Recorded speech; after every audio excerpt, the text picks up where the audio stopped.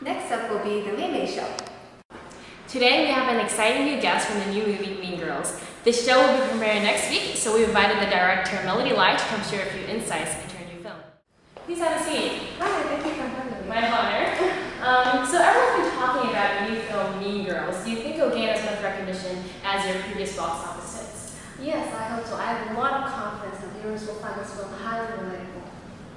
Okay, well, to give the audience a better sense of what this film is like, we will now show a short trailer. Please stay tuned. We have a new student with us. She just moved here from Africa. Welcome. I'm from Michigan. Great. I'm 16. Until today, I was homeschooled. And then it was goodbye, Africa. And hello, high school. Hi, I'm Katie. I'm Janice. This is Damien. Watch out! New meat coming through! This map shows the school's central nervous system, the cafeteria. You got your cool Asians, burnouts, jocks, the greatest people you will ever meet, and the worst. So you've never been to a real school before? Shut up. Shut up! I didn't say anything. Plastics. Who are the plastics? They're teen royalty. That's Karen Smith. She is one of the dumbest girls you will ever meet. I'm kind of psychic. Really? It's like I have ESPN or something. Gretchen Wieners.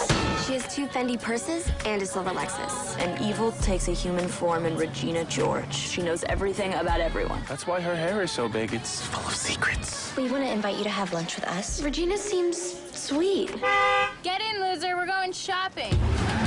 Your house is really nice. I know, right? Being with the plastics was like leaving the actual world and entering girl world. Have you seen any guys that you think are cute yet? There's this guy in my calculus class. His name's Aaron Samuels. No. That's Regina's ex-boyfriend. Ex-boyfriends are off limits. I mean, that's just like the rules of feminism. Gretchen told me that you like Aaron Samuels. I could talk to him for you if you want. Really? You would do that? You're so hot. Why would she do that? She's a life ruiner. I knew how this would be settled in the animal world. But this was girl world. All the fighting had to be sneaky. I want to lose 3 pounds. They're these nutrition bars my mom uses to lose weight. It won't close. It's a 5. You could try Sears. Why are you eating a Caltine bar? What? They make you gain weight like crazy. Who does she think she is? I like invented her. I'm sorry I laughed at you. I'm sorry I called you fat. I'm sorry that people are so jealous of me, but I can't help it that I'm popular. Walk it off! Walk it off! Okay. You know who's looking fine tonight? Seth Mosikowski. He is your cousin. What? He's a good kisser. Wow, that was really something. So tell me, what was your inspiration behind making this movie? Well, I have a daughter, and sometimes I notice her walking home wearing an entirely different outfit than when she first walked out in the morning. I mean, I think this high school stage for life is crucial to her development. And nowadays, there's so much social pressure into being a certain person. I want to dramatize that situation to demonstrate how ridiculous it can sometimes be. Yeah, I agree, especially that whole stereotyping situation. So we've put together a series of clips that we hope you can provide more insight into after watching. Here.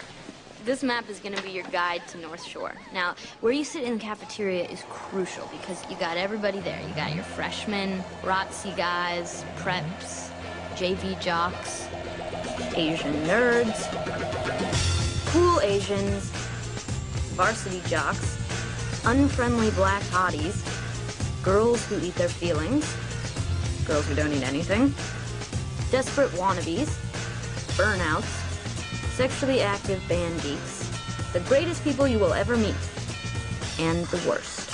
Beware of the plastics. Well, it seems to me that this isn't really an accurate portrayal of high school. I mean, I wasn't part of the Asian nerd crowd back when I was 18. Yeah, I purposely made these high school sessions particularly dramatic, expose the faults and flaws behind the system. It may not be true for every high school individual per se, but I do believe that high school students try to unconsciously conform to these standards, whether to fit in or to make a certain impression. Like my daughter comes in every day wearing skinny clothing I definitely do not buy. Well, let's hope your daughter doesn't see this show. So back in those clips, the main antagonists are the plastics, a group of 3 popular girls who are depicted as hot and intellectually obtuse. In contrast, the not as popular crowd, who are not as attracted by style standards, but are more intellectually acute, tries to conform to the standard and ultimately resorts to giving up their identity. The rest of the student population are limited to certain characteristics limited by their appearance. In particular, when you look at that cafeteria seating chart, you see the Asian nerds, the girls who eat their feelings, and the Indians who are extremely good at math, and etc., etc. So what is it really that you want your audience to take away from these stereotypes? Definitely that life does not revolve around these fitting into the high school stereotypes. It's okay to be yourself. Now let's move on to the writing process of this film. Who was your inspiration behind Katie's journey? Well, back when I was in high school, I remember my English teacher, Ms. Poulsen, teaching us about the hero's journey. I thought it was very effective in capturing the audience's attention since it was so relatable. So I tried to incorporate each stage of this journey through Katie's journey through high school. Ah, seems like this is a commonality among a lot of classic literature, like Jane Eyre. So what does a hero's journey entail, exactly? Well, first of all, there's Katie's unusual background, which is represented by her homeschooled life back in Africa. Oh, this reminds me of Jane Eyre's unusual birth because she grew up without any parental love in her Aunt Reed's household, right? Exactly. And then there's the call to adventure, which is when Janice tells Katie to break the plastics from within. Ah, just like Jane Eyre on her wedding day, when Jane discovers the existence of Bertha, she had to choose to either marry him or leave Rochester. Yes, after the call is also the refusal of the call, which is when Katie initially refuses to expose Regina George's burn book to the whole school. In comparison, Jane Eyre's internal conflict about whether to stay or leave Rochester is also symbolic of the stage. Spot on. Katie then crosses the threshold when she goes to the Halloween party and sees Regina George making out with Katie's crush, which is also Regina's ex-boyfriend, Aaron. This invokes jealousy that causes her to seek revenge and cooperate with Janice and Damien's plan to ruin Regina. Have you seen any guys that you think you're cute yet? His name's Aaron Samuels. No. Oh, no, you can't like Aaron Samuels. That's Regina's ex-boyfriend. You know that girl, Katie? Yeah, she's cool. I invited her tonight. Well, be careful because she has a huge crush on you. I know your secret. Katie, will you please tell Miss Herlick's sexy pushback? Wow, this is startlingly similar to when Jane Eyre leaves Berkeley without any money. Wow, you're really good at this, aren't you? So what do you think would be being the helper and the mentor stage then? How about when Katie discusses the final points for her plan with Janice and Damien? That's excellent. You could become a director. Thank you. So after the stage, Katie enters the temptation stage, where she decides to throw a plastics get-together instead of hanging out with her family and friends, and this steps her into the abyss stage, when Aaron is lured into a room and she fails to impress him. In addition, Regina discovers the ruse and exposes the burn book to the entire school, framing Katie and the other plastics for the contents. Hey, settle down! All right, hey, no, you do not push and sit down!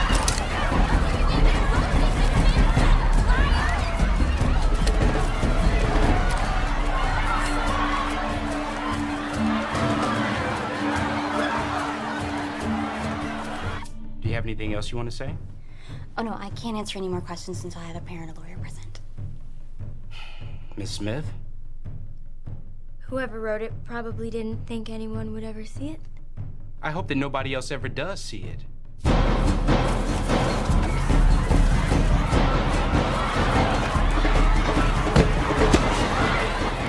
Wow, that sounds intense. How eerily reminiscent of Jane Eyre when St. John proposes to Jane.